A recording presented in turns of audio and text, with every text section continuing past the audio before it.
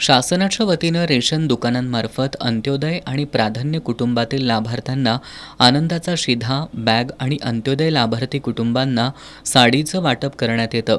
मात्र लोकसभा निवडणुकीची आचारसंहिता लागू झाल्यानं याचं वाटप बंद करण्यात आलंय. जिल्हा पुरवठा अधिकारी मोहिनी चव्हाण यांनी याबाबत रेशन दुकानदारांना निर्देश दिलेत.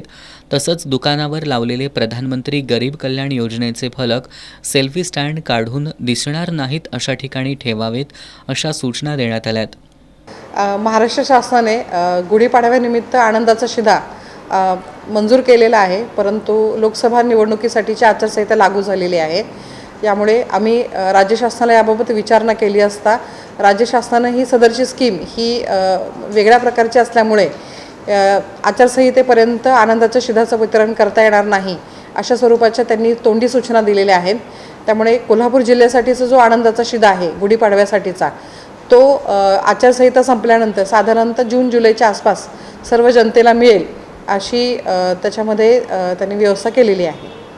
आचारसंहितेमुळे प्रशासनानं पिशवी आणि साडीचं वाटप बंद करण्यास सांगितलं असून कार्डधारकांनी गैरसमज न करता सहकार्य करावं असं आवाहन जिल्हा रास्तभाव धान्य दुकानदार महासंघाचे जिल्हाध्यक्ष डॉक्टर रवींद्र मोरे यांनी केलंय. राज्य शासनाने पाडवा व डॉक्टर बाबासाहेब आंबेडकर जयंतीनिमित्त आनंदी शिधा देण्याचा निर्णय घेतला होता, पण देशामध्ये लोकसभेची सार्वत्रिक निवडणूक जाहीर झाल्याने आणि त्याची आचारसंहिता लागू झाल्याने तो आनंदाचा शिधा निवडणूक झाल्यानंतर प्राप्त होण्याची शक्यता शासनाकडून दिसत आहे.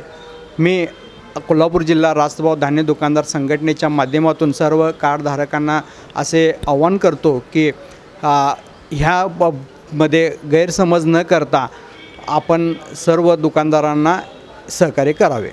जिल्ह्यात प्राधान्य कुटुंबातील आणि अंत्योदय कुटुंबातील मिळून 5,70,000 शिधापत्रिका धारक आहेत. 1,670 रास्तभाव धान्य दुकानदारांच्या माध्यमातून त्यांना आनंदाचा शिधा वाटप केला जातो. मात्र आचारसंहितेमुळे गुढीपाडव्याला याचं वाटप होणार नाही. जून किंवा जुलै महिन्यात लाभार्थ्यांना याचं वाटप केलं जाण्याची शक्यता आहे.